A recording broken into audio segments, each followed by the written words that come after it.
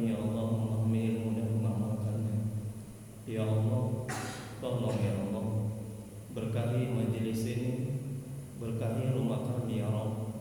Amin ya Rabbal Alamin. Mari kita mulai kajian tasawuf, manajemen hati, manajemen qalbu, kitab Al-Hikam karangan Syekh Al-Imam Ibnu Athaillah As-Sakandari. Semoga Allah merahmati. Amin. Dengan membacakan kitab, adapun pahalanya kita hadiahkan untuk Nabi Muhammad SAW dan sahabat-sahabatnya, kemudian untuk para tabi'in, tabi'in, untuk Syekh Muhammad Al-Jailani, dan untuk Syekh Al-Imam Ibnu Athaillah As-Sakandari, dan untuk guru-guru kita, kedua orang tua kita, serta kaum muslimin dan muslimat pada umumnya. Al-Fatihah. Na'udzu billahi minasy syaithanir rajim. Bismillahirrahmanirrahim. Alhamdulillahi rabbil alamin.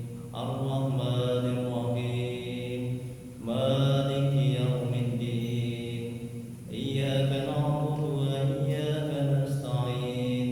Ihdinas siratal mustaqim. Siratal ladzina an'amta 'alaihim ghairil maghdubi 'alaihim waladdallin. Amin.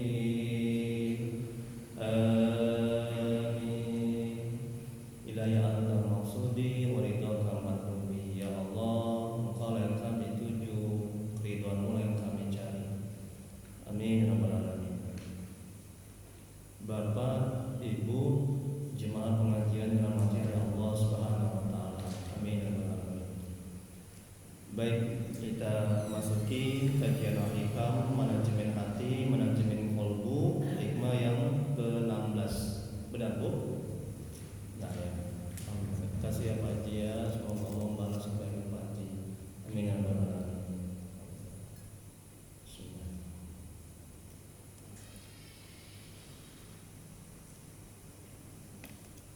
Sebelum masuk hikmah yang ke-16,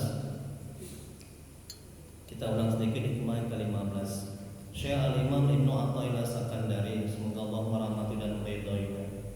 Amin ya rabbal alamin. Beliau mengatakan dalam kitab Al-Hikam, kalam hikmahnya yang ke-15 yang lalu, bagi yang belum dapat hikmah yang ke-15, itu bisa diambil di depan materinya. Apa kata Al-Hikmah? Masya Allah, tabarakallah, nikmatnya hati ini ya, alhamdulillah. Kajian manajemen hati ini ya, manajemen qalbu. Bagaimana hati ingin hadir di hadapan Allah, padahal ia belum suci dari junub kelalaian-kelalaiannya. Ini kata Al-Imam, hikmah yang ke-15. Bagaimana hati ingin hadir di hadapan Allah, padahal ia belum suci dari junub kelalaian-kelalaiannya. Untuk mengenal Allah, untuk dekat kepada Allah, untuk merasakan kenikmatan, kelezatan dan kesabaran dan khusyuk dalam ibadah, itu ada di wilayah hati. Jadi sepanjang hati ini masih kotor, sepanjang hati ini belum bertobat kepada Allah, sepanjang hati ini masih banyak maksiat dan dosa, sepanjang hati ini masih terhijab dari maksiat dan dosa, sepanjang hati ini ada penyakit-penyakit hati, iri, dengki, takabur, sum'ah, dendam di hati, Allah tidak akan mengkaruniakan, tidak akan menganugerahkan ma'rifatullah, cahaya ma'rifatullah, cahaya mengenal Allah, cahaya tauhid, cahaya ihsan, cahaya iman, cahaya Islam. Allah tidak akan menganugerahkan, tidak akan memberikan ke dalam hati rasa nikmat, rasa lezat, rasa khusyuk dalam beramal ibadah, dan bisa bersabar ketika mendapat musibah. Ini kalau hati masih diliputi dengan penyakit-penyakit hati. Kalau hati masih kotor, kalau hati masih senang melihat orang susah, ya Ustaz, dan susah melihat orang senang. Ya Bu, kalau hati masih senang melihat orang susah, dan susah melihat orang senang. Itulah penyakit hati. Ya Allah, ini hikmah yang ke-15. Bagaimana hati ingin hadir di hadapan Allah, padahal ia belum suci dari junub kelalaian-kelalaiannya. Ia belum bertobat. Ya. Hati masih penuh dengan maksiat dan dosa. Itu nggak akan mungkin. Ustaz, sakit hati saya Ustaz. Kenapa Bu? Saya dihina. Ini corak. Kalau orang yang merasa mulia, dia sakit hati ketika dihina, betul. Tapi kalau dia merasa diri dia itu banyak dosa, banyak maksiat, ini manajemen hatinya, dia nggak akan sakit hati. Ya. Baik, itu hikmah yang ke-15. Sekarang masuk hikmah yang ke-16. Ada jemaah bilang sama saya, Ustaz, jangan lama-lama Ustaz ya ngajinya sampai jam 6.30 katanya. Gimana Ustaz? Senyum-senyum ibu. Baik. Hikmah yang ke-16. Syekh Al-Imam Ibnu Athaillah Sakandari, semoga Allah merahmati dan meridhoinya. Beliau mengatakan dalam kitab Al-Hikam kalam hikmahnya, bagaimana seorang berharap bisa memahami seluk-beluk rahasia yang halus sementara dia belum bertobat dari maksiat-maksiatnya. Tengok ibu. Bagaimana seseorang hamba berharap bisa memahami seluk-beluk rahasia yang halus sementara dia belum bertobat dari maksiat-maksiatnya. Kita lihat penjelasannya. Tengok ibu tuh senyum-senyum dia. Itu ciri-ciri orang yang hatinya sudah mulai bersih. Nikmat, lazat. Jadi wajah ini pancaran dari hati. Kalau hati bersih, wajahnya bersinar, wajahnya cerah, wajahnya selalu senyum. Ibu kok senyum-senyum aja sendiri? Jangan di tengah jalan ya Bu ya, nanti bahaya. Dikira orang gila nanti kan, senyum-senyum sendiri ya. Itu buah dari hati yang bersih terpancar ke wajah. Bisa dilihat orang yang hatinya nggak baik, itu juga nampak dari wajahnya. Wajahnya murung, wajahnya muram, durjana, nggak ada auranya negatif. Ada di WA grup saya manajemen hati. Ustaz, macam mana cara membersihkan aura negatif ini Ustaz? Jadi caranya mesti bersihkan hati. Kalau hati baik seluruh anggota maka akan baik. Betul Bu? Masya Allah. Betul lah, udah hikmah yang ke-16 kan. Masa ibu nggak tamat-tamat juga kan? Masa nggak ngerti-ngerti juga ya? Hikmah yang ke-16, 1, 2 sampai 16. Baik penjelasannya. Apa kata Al-Imam tadi? Bagaimana seorang berharap bisa memahami seluk-beluk rahasia yang halus sementara dia belum bertobat dari maksiat-maksiatnya. Kita lihat penjelasannya.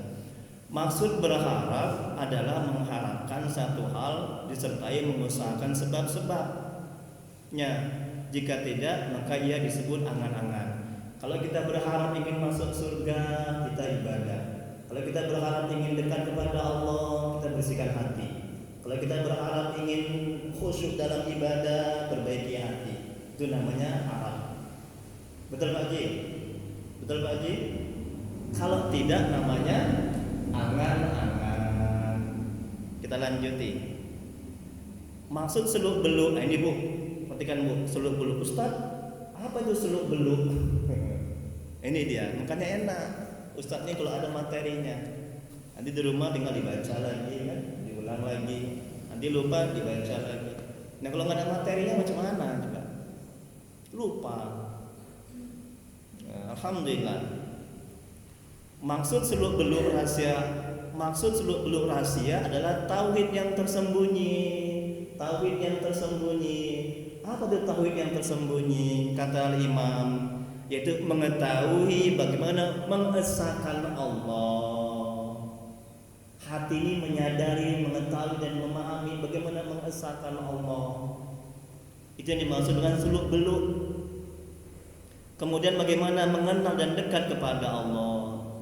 Itu yang dimaksud dengan seluk-beluk rahasia tauhid. Udah paham Bu? Oh Bu, udah paham Bu? Alhamdulillah. Bilanglah Bu, alhamdulillah. Ya, bagaimana mengesahkan Allah, bagaimana mentauhidkan perbuatan Allah, tauhid af'al, mengesahkan perbuatan Allah. Macam mana Ustaz mengesahkan perbuatan Allah? Bu, macam mana mengesahkan perbuatan Allah? Hati menyadari tidak ada yang berbuat kecuali Allah. Masya Allah, nikmat kali itu bu. Bu, kalau ibu sudah merasakan di hati ini tidak ada yang berbuat kecuali Allah, tidak ada yang menggerakkan kecuali Allah, tidak ada yang menghidupkan kecuali Allah, tidak ada yang melihat kecuali Allah yang memberikan penglihatan di mata kita, tidak ada yang mematikan kecuali Allah, tidak ada yang mengurus kecuali Allah. Masya Allah, tabarakallah. Ibu akan bisa ikhlas dalam beramal ibadah. Kita sedekah, pada hakikatnya itu perbuatan Allah. Betul Ustaz? Kita sebagai tempat sandaran perbuatan Allah. Inilah kajian tasawuf. Inilah kajian hati. Masya Allah. Coba tolong bu, tolong sadarkan dalam hati seperti itu agar nggak diganggu syaitan, jin, sehingga rusak amal ibu.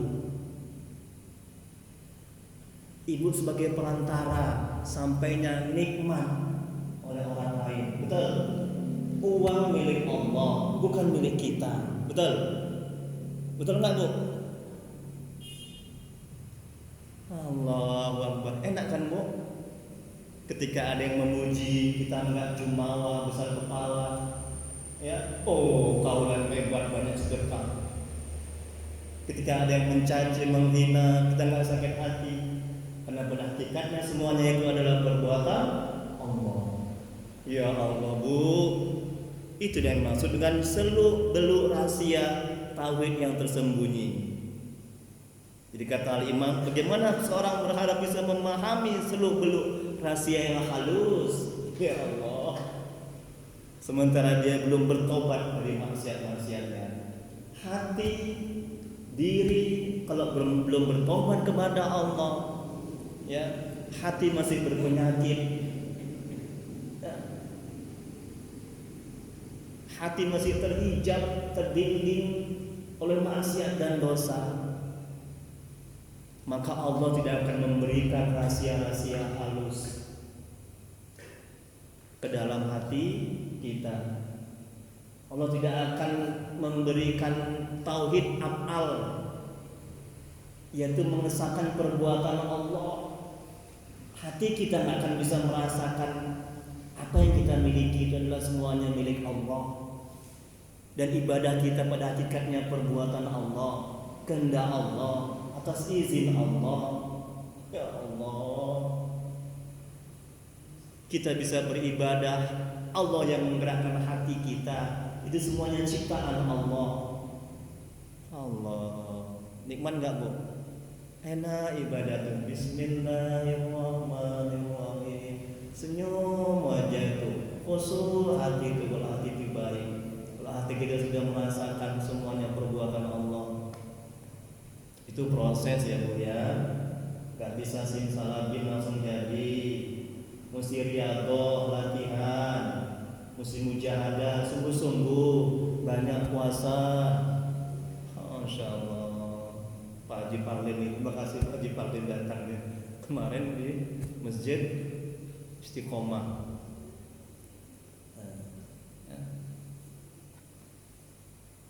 Masya Allah. Kita lanjut ibu. 15 menit lagi. Ya bu. Jam 6.30. Ibunya Ustaz cepat kali. Tapi ibu yang minta. Enggak. Oke, bercanda ya bu ya. Dan telah nanti kalau nggak habis itu bisa dibaca-baca dan bisa ditanyakan ya bu ya. Jadi kita tampunglah setiap ada masukan. Jangan lama-lama kali Ustaz mau nganter anak sekolah. Kita lanjut ibu. Seseorang selamanya tak akan bisa memahami seluk-beluk rahasia yang halus jika dia terus melakukan dosa. tengok Bu, kata Imam, atau manusia tidak akan bisa memahami seluk-beluk tauhid, mengesahkan Allah, tidak ada yang berbuah, tidak ada yang memberi makan, ya, tidak ada yang hidup pada hakikatnya kecuali Allah. Kita mati kalau nggak dihidupkan, betul. Kita nggak bisa bergerak kalau nggak dikasih nyawa. Ya Allah, coba rasakan di hati Bu. Agar tawadu rendah hati, nggak akan sombong kita demi Allah. Kita kan bisa ikhlas semata-mata kita beramal ibadah karena Allah, karena taufik Allah, karena bimbingan Allah. Kemudian berikutnya Bu, lihat lagi Bu. Atau manusia tidak akan bisa memahami seluk-beluk tauhid kecuali dengan hati yang jauh dari dosa. Ini kata Imam. Jadi barang siapa belum bertobat dari kekeliruannya dan bersungguh-sungguh dalam menjinakkan syahwatnya, tengok kan, menjinakkan syahwatnya, mengekang nafsu dengan banyak puasa, menjinakkan nafsu dengan banyak puasa, menjinakkan syahwat dengan banyak ibadah, banyak puasa. Ini kata Imam, maka jangan berharap dapat memahami seluk-beluk rahasia tauhid. Ya, jangan berharap hati bisa merasakan, mengenal Allah, merasakan kehadiran Allah, merasa ditatap oleh Allah, dilihat oleh Allah. Ya Allah, nikmatnya hidup ini ya. Kalau sudah begitu kita rasakan di hati, ya, nggak ada rasa takut, nggak ada rasa sedih, dapat musibah senyum aja. Seperti almarhum Kiai Haji Khalil Bangkalan, itu wali Allah, itu idola saya. Sering saya mengingatnya. Kalau saya dapat musibah, saya ingat dia, tenang hati saya. Kalau kita ingat wali Allah, berarti kita ingat Allah, betul? Karena wali Allah hatinya terus terpaut kepada Allah. Wali Allah ingat kepada Allah, Allah ingat juga kepadanya. Kalau kita ingat wali Allah, kita ingat kepada Allah. Ingat Allah, ingat wali Allah.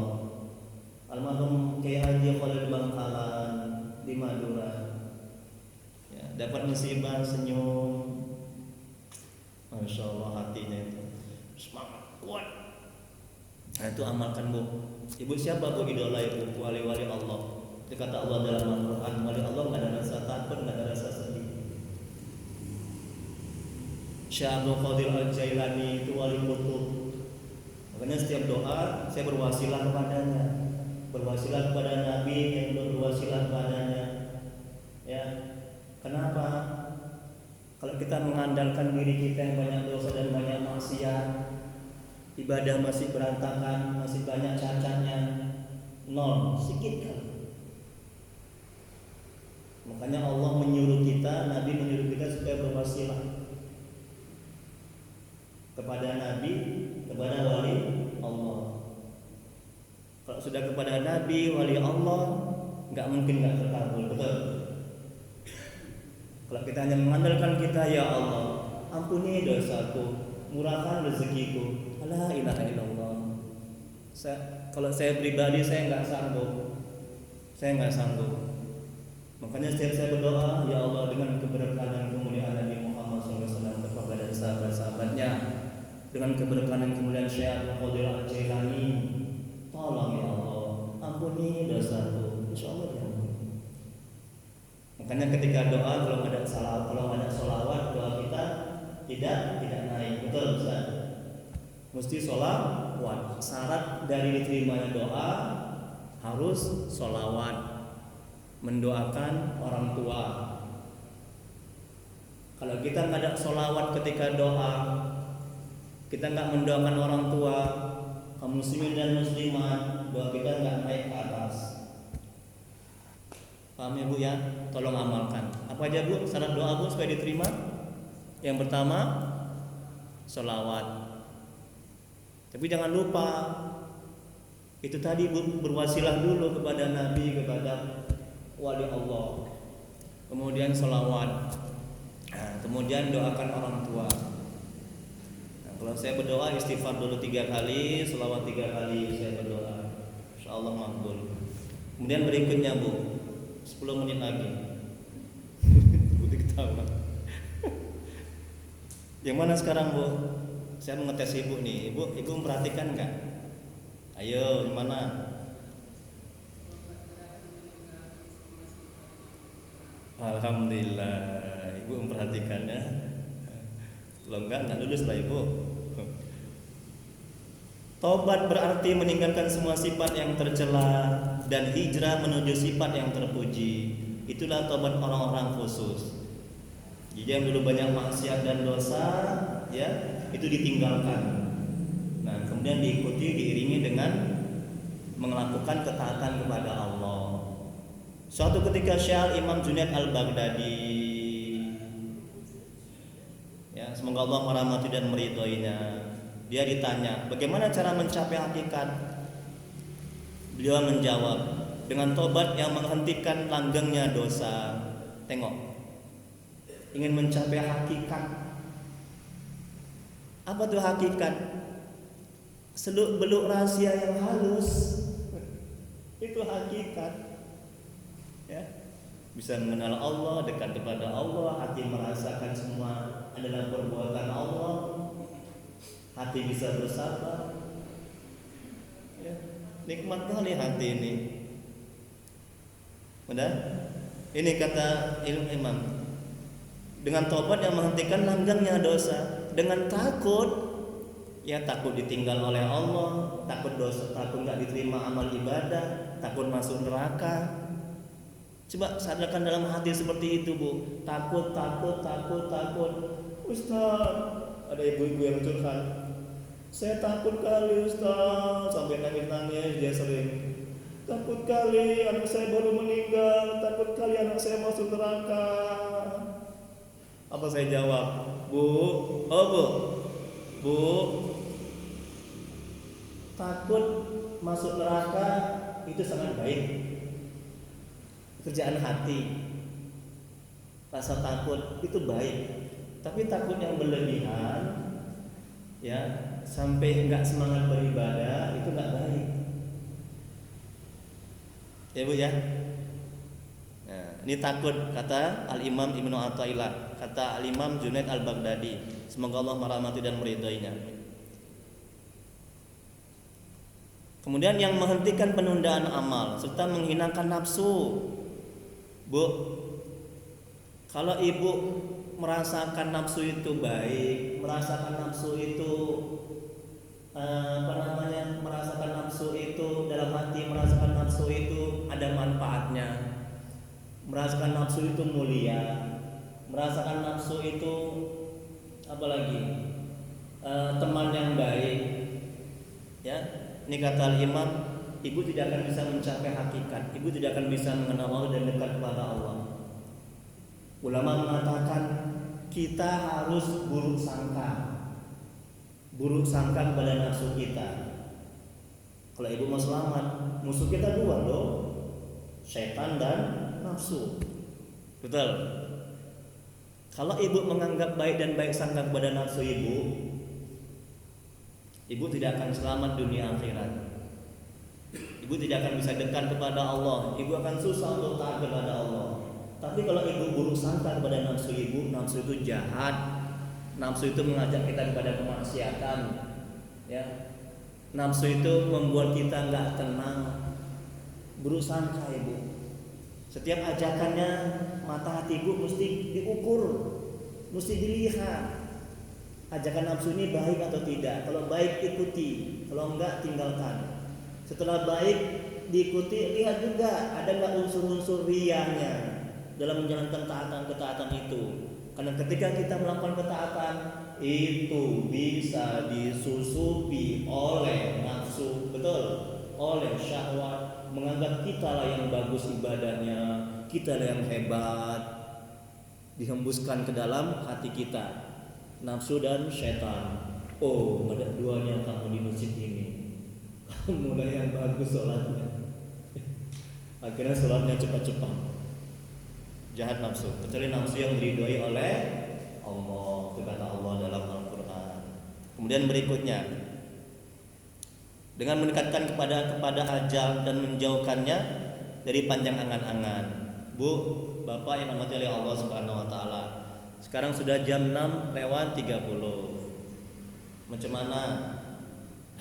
Saya kembali kepada pengurus dulu, Ustaz, Bapak Pak Haji. Nah, kita musyawarah sebelum kita lanjutkan. Apakah dilanjutkan atau kita buat tanya jawab atau kita lanjut ini penjelasannya. Nanti ibu bisa, bapak bisa baca-baca.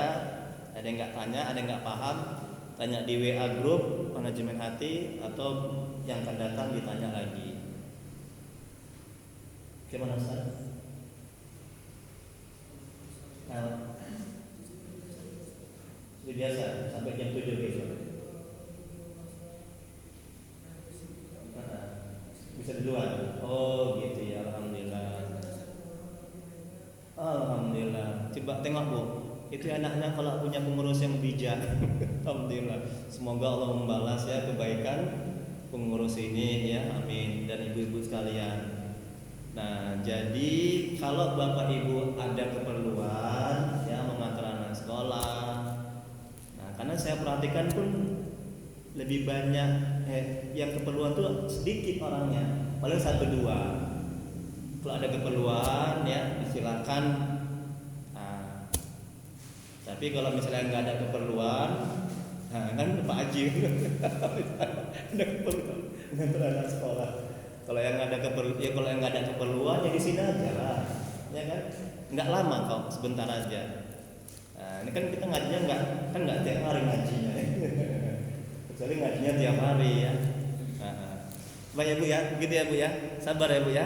Alhamdulillah, manajemen hati enak, nikmat ya, nggak bosan ya. Alhamdulillah. Kita lanjut ya Bu. Nah, silakan Bu ya, yang ada keperluan ya. Nah gitu aja lah solusinya. Alhamdulillah. Terima kasih Ustaz ya. Juga terima kasih atas masukannya.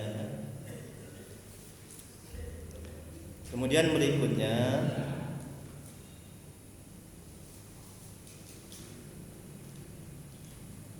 Syekh Al-Imam Junaid Al-Baghdadi ditanya lagi, semoga Allah merahmati dan meridhoinya, dengan apa mencapai hakikat?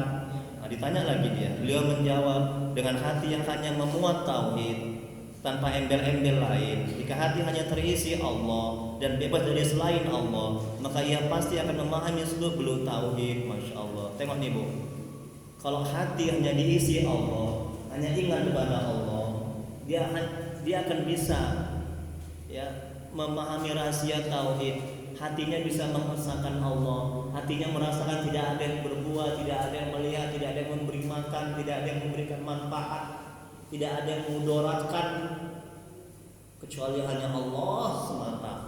Nih, ya. Maksudnya adalah apabila seorang hamba belum bertobat dari maksiat-maksiatnya serta lalai dalam mengingat Allah, maka tidak akan bisa dapat mengetahui seluk-beluk rahasia, yaitu tauhid yang tersembunyi. Maksudnya ialah mengetahui bagaimana mengesahkan, mengenal dan mendekat kepada Allah. Masya Allah, nikmatnya ya Allah. Terima kasih ya Allah. Alhamdulillah. Apabila seorang hamba terus-menerus mengerjakan dosa, maka akan dapat mengeruhkan hati dan membawa karat pada hati. Allah berfirman dalam Quran surat Al-Mutaffifin ayat 14. Apa kata Allah? Jangan berpikir begitu, bahkan apa yang telah mereka kerjakan itu menjadi karat bagi hati mereka.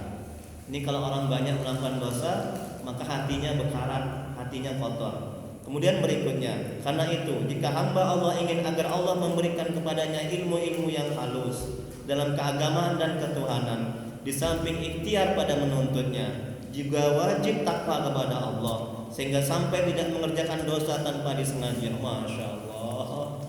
Lihat halaman 2 Bu. Ya, Allah berfirman dalam Al-Quran surah Al-Baqarah ayat 282. Apa kata Allah? Dan bertakwalah kepada Allah, dan Allah akan memberikan ilmu pengetahuan kepada kamu. Tengok Bu, ya, ini yang didapat sama kiai kami Bu ketika di pesantren Madura Alamin. Kiai kami, semoga Allah merahmati dan meridhai mereka, mendapatkan ilmu laduni. Apa ilmu laduni Ustaz? Ilmu laduni, ilmu yang langsung diberikan sama Allah tanpa melalui proses belajar. Itu kalau hati kita bersih, itu kalau hati kita terbebas dari maksiat dan dosa, itu kalau hati kita tidak terhijab. Ini kata Al-Imam, ini kata Allah. Al-Baqarah ayat 282. Barang siapa yang bertakwa kepada Allah, Allah akan memberikan ilmu pengetahuan kepada kamu. Jadi perhatikan Bu, apabila seorang bertakwa kepada Allah, bersih dari segala dosa di hatinya, baik yang disengaja atau yang tidak disengaja, dan mengamalkan apa yang telah diketahui, dari ajaran-ajaran agama, maka Allah akan memberikan ilmu laduni. Tengok kata Imam, ilmu laduni. Ya Allah, nikmatnya langsung tering ke dalam hati kita. Ustaz, saya mau ilmu laduni lah Ustaz. Tapi saya sholatnya kadang-kadang, nggak bisa. Ustaz, saya mau ilmu laduni lah. Tapi hati saya ini masih senang melihat orang susah. Dan susah kali Ustaz melihat orang senang. Tetangga beli kulkas, saya suka kedinginan Ustaz. Ibu tahu dia. Tetangga naik pangkat, saya mau menang Ustaz. Hatinya ini busuk, busuk. Allah ilaha illallah. Rugi kali lah hidup yang cuma sekali ya. Hati ini enggak baik, ya kan Pak Haji? Ya rugi kali. Hidup cuma sekali di dunia, nanti dibangkitkan kita nanti kekal nanti di akhirat. Makanya kata kiai kami, sekali hidup yang berarti. Takut hidup mati aja. Hidup yang berarti adalah hidup yang mengenal Allah, hidup yang dekat kepada Allah, hidup yang bermanfaat buat orang lain. Rasulullah SAW bersabda, sebaik-baiknya manusia adalah yang bermanfaat buat orang lain. Makanya saya berdakwah Bu, di grup ada 3 grup saya. Tiap hari saya kasih manajemen hati. Ustaz Sabarudin, Ustaz Haji Sabarudin ada juga masuk. Ustaznya juga ada masuk. Ustaz Haji Fadil juga ada masuk. Alhamdulillah. Ibu juga ada masuk Bu. Nah, ada dakwah. Itu ada bertanya. Nanti bermanfaat untuk umat. Enggak ada gajinya Bu. Gajinya dari Allah. Alhamdulillah. Lama saya berdakwah, banyak dikasih sama Allah. Kesehatan, rezeki, ya, kedamaian hati. Ya, itu jauh lebih bernilai dan bermakna ketimbang harta. Ustaz, istri saya banyak, rumah saya bertingkat, mobil saya banyak, tapi hati saya enggak tenang. Itu menandakan ketenangan, kebahagiaan, kedamaian bukan terletak di harta, pangkat, jabatan. Betul Bu? Oh Bu, betul Bu. Tapi di hati yang bersih, Allah memberikan ketenangan, kedamaian. Insya Allah. Bu, oh Bu, jaga hati ya Bu ya. Jagalah hati, jangan kau kotori. Jagalah hati dan jalan hidup ini. Masya Allah. Ayo sama-sama Bu, ya. Jangan hanya mau masuk sendiri aja ke surga, ajak juga keluarga, kawan-kawan. Ajak jemaah. Kemudian berikutnya, itu ilmu laduni.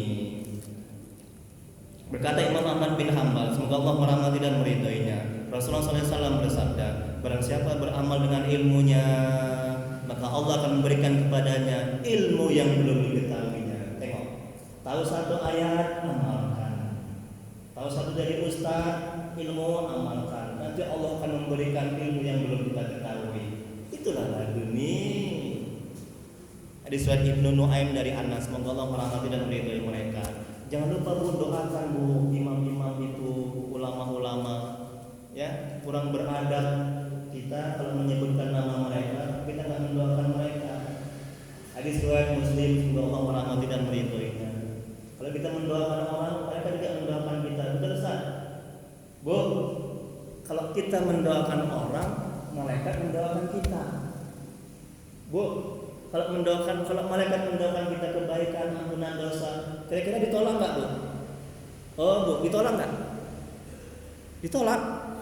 Enggak lah. Malaikat yang paling bertasbih, nggak ada dosa, suci, mana mungkin ditolak? Makanya rugi kalau kita nggak banyak-banyak mendoakan orang. Malaikat mendoakan. Kemudian berikutnya, ketahuilah bahwa ilmu Allah adalah nur, cahaya dari Allah.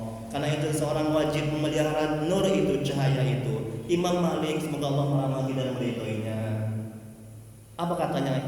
Apa kata Imam Malik? Telah berwasiat kepada muridnya Imam Syafi'i, semoga Allah merahmati dan meridhoinya. Bertakwa, apa katanya?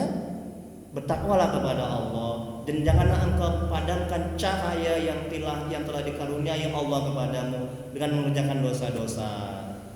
Ilmu itu cahaya Allah tidak akan masuk ke dalam hati kalau kita bermaksiat kepada Allah. Ustaz, kok payah kali saya menghafal? Karena hati Bapak penuh dengan maksiat dan dosa. Bapak tobat dulu. Allah akan memberikan cahaya ilmunya ke dalam hati kita kalau kita banyak maksiat dan dosa. Kemudian berikutnya, Allah dan Rasulnya memerintahkan untuk bertobat. Firman Allah dalam Al-Quran surat At-Tahrim ayat 8. Apa kata Allah? Wahai orang-orang yang beriman, bertobatlah kepada Allah dengan tobat yang semurni-murninya, tobat nasuha. Mudah-mudahan Tuhan kamu akan menghapuskan kesalahan-kesalahanmu dan memasukkan kamu ke dalam surga. Kemudian Rasulullah SAW bersabda, wahai sekalian manusia, bertobatlah kalian kepada Tuhan kalian sebelum kalian mati, dan mendekatlah kepada Allah dengan beramal soleh sebelum kalian terlanjur sibuk. Dan Allah berfirman dalam surah Al-Baqarah ayat 222. Apa kata Allah dalam Al-Quran? Sungguh Allah menyukai orang-orang yang bertobat dan menyukai orang-orang yang mensucikan diri. Dan Allah berfirman dalam surah Al-Hujurat ayat 11. Seburuk-buruk panggilan ialah panggilan kefasikan setelah iman. Dan siapa yang tidak bertobat, ini bukan kata Allah, Bu. Siapa yang tidak bertobat, maka mereka itulah orang-orang yang zolim. Ya. Dan Allah berfirman Quran surah Al-Qalam ayat 44. Kami akan menarik mereka secara berangsur-angsur ke arah kebinasaan dengan cara yang tidak mereka ketahui.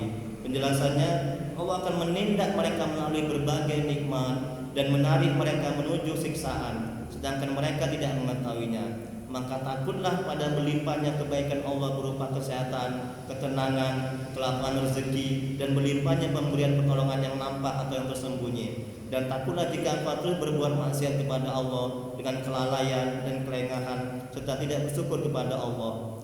Kalau hal itu merupakan istidraj dari Allah. Bu, dalam kitab Al-Hikam juga dijelaskan. Ada seorang bertanya kepada seorang soleh, wahai Tuhan, saya banyak buat maksiat, banyak buat dosa, tapi kok Allah nggak mengajak saya? Allah kok nggak memberikan bala bencana sama saya? Apa kata orang? Gitulah kira-kira ya percakapannya. Ya nggak bisa pasti kali, karena ini hikmahnya jauh, hampir tamat ya hikmahnya. Di kitab Al-Hikam juga. Terus apa kata orang soleh itu? Kamu tahu nggak? Ya, hatimu itu tidak merasakan nikmat dan lezat dalam ketaatan. Itu azab dari Allah. Ya Allah, tengok itu Pak. Jadi jangan beranggapan azab itu kena bala bencana, belangga. Jangan hanya itu aja, nggak dapat rezeki. Hati kita, Bu, hati kita tidak merasakan kenikmatan, kelezatan dalam taat. Itu juga azab itu. Ya. Jadi Allah tidak akan memberikan rasa nikmat, rasa lezat, rasa tenang ke dalam hati kita kalau hati kita banyak buat maksiat dan dosa. Nggak akan. Jadi jangan dikira, ada lagi. Dia nggak sholat, tapi mobilnya banyak, rumahnya bertingkat. Ya. Demi Allah, tidak ada rasa ketenangan di hati dengan harta, pangkat, jabatan. Nggak ada. Betul Pak Haji? Nggak ada. Allah memberikan ketenangan ke dalam hati kalau hati itu bersih, kalau hati itu dekat kepada Allah, kalau hati itu mengenal Allah. Jangan silau Ibu ya. Ya Bu ya, jangan silau jangan iri tetangga yang banyak harta, pangkat, jabatan, jangan ya, jangan. Tapi Ibu jangan bilang, ini nanti calon neraka nih, jangan begitu ya. Juga ada iri, dengki kan. Doakan semoga mereka diberi hidayah. Ya, jangan silau. Ya, itu nggak ada sejarahnya itu. Ya. Yang mana sekarang? Terakhir Bu, cepat juga ya alhamdulillah. Jam 6 lewat 35 40. Yang terakhir Bu, sabar ya Bu ya. Seorang bertanya kepada seorang sufi wanita besar Rabi'atul Adawiyah, masya Allah, tabarakallah. Semoga Allah merahmati dan meridhoinya. Rabi'atul Adawiyah. Nah, ibu ini Bu, kawan ibu Bu, ya. Alhamdulillah. Ada wanita kan Bu, jadi tidak kawan ibu. Amin lah Bu. Masa ibu cengir pula ya. Amin lah Bu. Ibu nggak kepingin kayak Rabi'atul Adawiyah, nggak kepingin. Pingin kan? Nah, cuman dia nggak menikah Bu. Iya kata ibu. Karena apa? Karena takut hatinya terbelah pada cinta yang lain. Dia mau dilamar sama ulama besar juga, Imam Hasan Al Basri. Ya, cuman dia nggak mau. Ya. Apa katanya Bu? Ya, aku telah sering berbuat dosa. Jadi seorang bertanya kepada seorang sufi wanita besar Rabi'atul Adawiyah, aku telah sering berbuat dosa katanya. Dia bertanya kepada Rabi'ah dan semakin tidak taat. Tetapi apabila aku bertobat, akankah Allah mengampuniku? Rabi'atul Adawiyah menjawab, tidak. Oh, tengok tuh Bu, Allah nggak mengampunimu katanya. Kagetlah dia. Aku banyak buat dosa. Kemudian kalau aku bertobat, apakah Allah tidak mengampuniku? Dia tanya sama Rabi'atul Adawiyah. Dijawab Rabi'atul Adawiyah, enggak, Allah nggak mengampunimu. Nah, terus katanya, tetapi apabila Allah mengampunimu, maka engkau akan bertobat. Tahu maksudnya Ustaz? Pak Haji, Ustaz. Apabila Allah mengampunimu, tahu Bu? Pak Haji. Apabila Allah mengampunimu, maka engkau akan bertobat. Tahu maksudnya?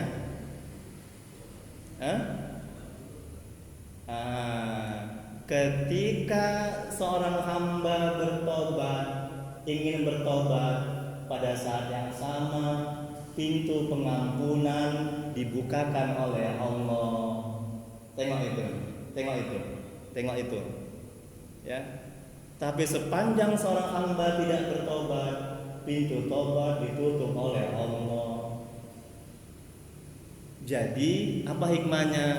Jangan ada beranggapan di hati ketika kita bertobat, Allah nggak mengabulkan tobat kita, Allah nggak menerima tobat kita. Jangan ada beranggapan seperti itu. Itu namanya buruk sangka. Apa kata Imam dalam kitab Al-Hikam? Buruk sangka kepada Allah nggak menerima tobat kita, itu jauh lebih besar dosanya ketimbang dosa kita yang telah kita lakukan. Tengok tuh Bu. Oh ibu kemarilah, tengok tuh Bu, maaf ya. Itu. Ustaz. Senyum Ustaz. Paham Bu? Buruk sangka kepada Allah nggak menerima tobatnya, itu jauh lebih besar dosanya ketimbang dosa yang kita lakukan. Nggak boleh buruk sangka, menganggap Allah nggak menerima tobat kita, Allah nggak mengampun. Ini tengok nih kan kata Rabi'atul Adawiyah. Nah, ya kan Bu? Betul Bu? Nah, kemudian berikutnya Syekh Imam Ibnu Athaillah Sakandari, semoga Allah merahmati dan meridhoinya. Hendaknya engkau konsisten dalam bertobat. Ciri-ciri tobatmu diterima adalah engkau merasa lapang ketika melakukan ketaatan, serta cenderung kepada negeri akhirat. Bergembira dan bersyukurlah kepada Allah atas karunia-Nya.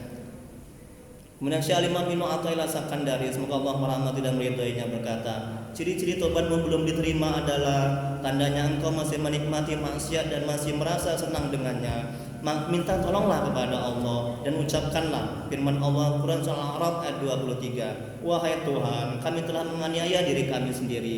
Jika Engkau tidak mengampuni kami dan tidak menyayangi kami, pastilah kami termasuk golongan orang yang merugi. La ilaha illa anta subhanaka inni kuntu minaz zalimin. Itu doa Nabi apa itu Ustaz? Pak Haji? Nabi Yunus. Rasulullah SAW bersabda, bila engkau berdoa menggunakan doa Nabi Yunus, doamu terkabul. Makanya kalau saya berdoa, saya pakai doa Nabi Yunus. Ya Allah, la ilaha illa anta subhanaka inni kuntu minaz zalimin. Kita merasakan kita ini zalim, banyak dosa, banyak maksiat, kita merendah di hadapan Allah. Ya. Kita merendah di hadapan Allah. Allah akan mengabulkan doa kita. Itu amalkan Bu. Pakai doa Nabi Yunus. Tengok Nabi Yunus kan? di perut ikan yang besar, dia nggak sibuk berzikir, dia nggak sibuk berdoa, tapi dia sibuk minta ampun, istighfar. Kalau ibu dapat musibah,